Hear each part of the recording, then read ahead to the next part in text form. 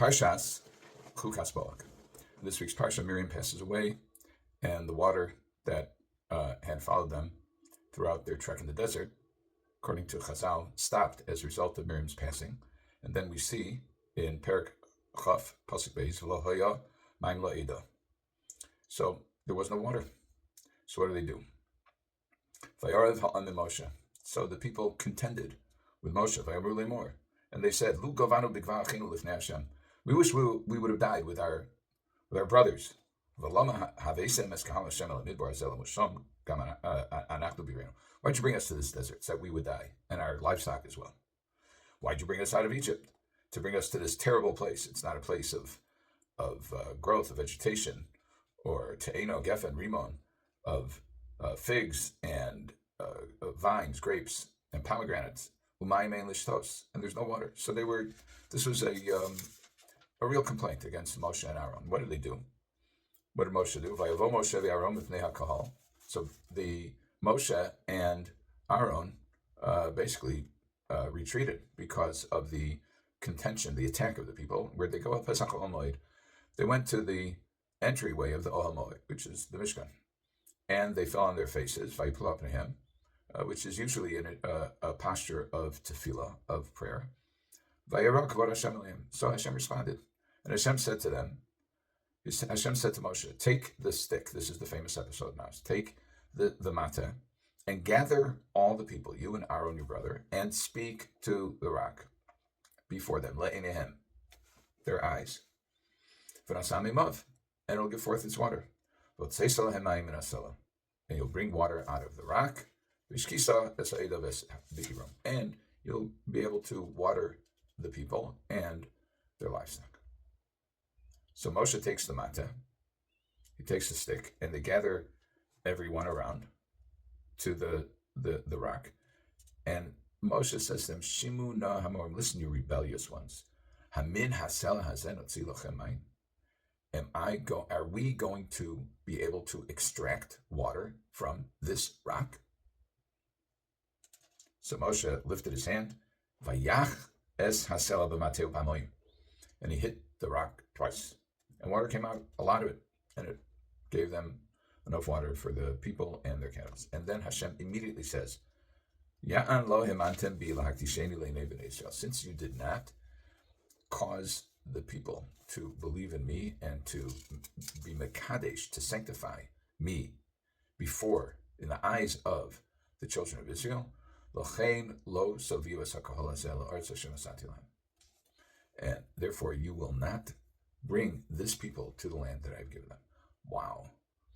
The Meforshim struggle with understanding this whole episode, and especially the punishment, which seems extreme.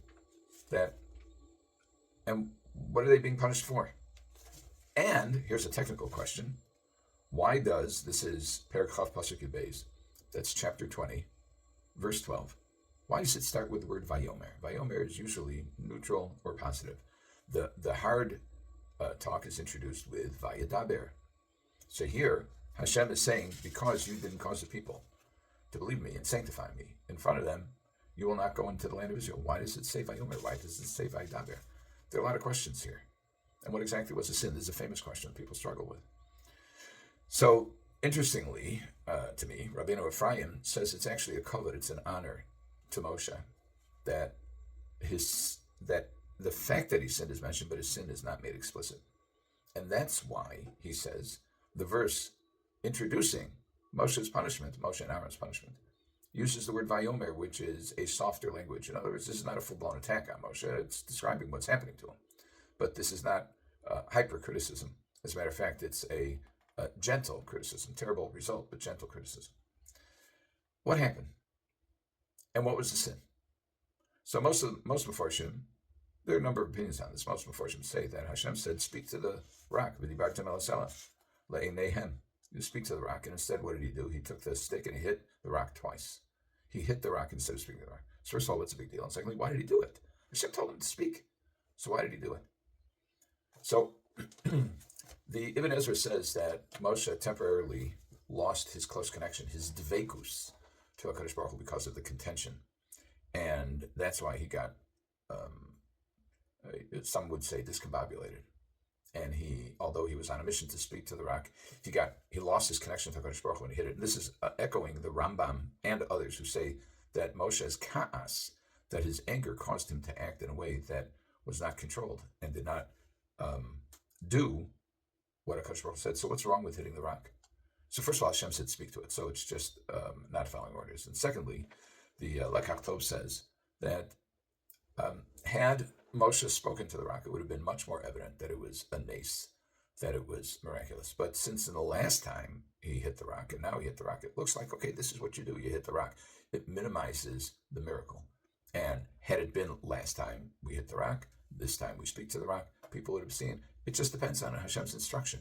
And it's not a natural occurrence. As a matter of fact, I didn't see it now, but I recall seeing the Malbim, who says that there are some rock formations that cover water. So it's quite natural in some circumstances. If you hit the rock, the water will come out. Kind of like digging for a well, I guess. But if you speak to the rock, that never, in a natural way, produces those kinds of results. So this was an opportunity to demonstrate the prowess of the Almighty, and it was a blown opportunity. And it was blown because of the ka'as, or the anger, or the lack of connection to HaKadosh Baruch Hu. Now, the Sefer Haikarim and others point out that Moshe and Aharon fled. They ran away from the people. The verse says, this is Pasuk Vav, Vayavom Moshe v'Aharon mipnei hakahol el Pesach Omeid. They ran because of the people to the Mishkan to consult Hashem. And Sefer Haikarim says they lacked the necessary confidence in their own ability to take care of business. Now we know, for example, Eliyahu on Har Carmel, he created a situation in which he asked HaKadosh Baruch Hu to provide the fire to burn up his sacrifice, and Hashem did. And Tzaddik goes there, HaKadosh Baruch Hu Makayim. A righteous person can make a decree, and Hashem, as it were, will fulfill it. Moshe didn't do that here. Moshe fled and consulted God. A leader would not lose it because of anger, not lose it because of a lack of dvekus, and not fled the people, but respond strongly to the people. But their anger distorted. The Chaim says that a leader would have taught the people to daven, to pray in response to tzaros, rather than just acting as a shuttle negotiator. There's also a description of a critique of Moshe Rabbeinu calling the Bnei Yisrael Shimuna HaMorim, you rebellious ones, because that is a zilzal. That is, according to Chazal, that somebody who's mezalzel, the Rabbim, who does not show kavod to the group, so it's as if they're being mechal Hashem. It's as if they're causing a desecration of Hashem's name. And the Akeidas Yitzchak says Moshe shouldn't have said anything. He shouldn't have said Shimun HaMorim, and he certainly shouldn't have said Hamina Selas and Not Tzilach Hamayim. Are we going to be successful in extracting water from this rock? What do you mean Notzi? We. He should not have said we will. But if he were to say anything, he would have said, do you think Hashem can make this rock produce water? In other words, it's not about Moshe and Aharon flexing. It's about demonstrating the power of HaKadosh Baruch Hu. A leader has to inspire. A leader has to teach. And Moshe Rabbeinu was the greatest leader we had, but he still had shortcomings. And it's a little awkward to try to figure out what they are. But ultimately, the Torah cites this so that we can learn the lesson. And the lesson is that a leader inspires the people. A leader responds to the people. A leader does not flee from the people. A leader guides the people and directs them upward towards Shemayim, which is where the real delivery can come from.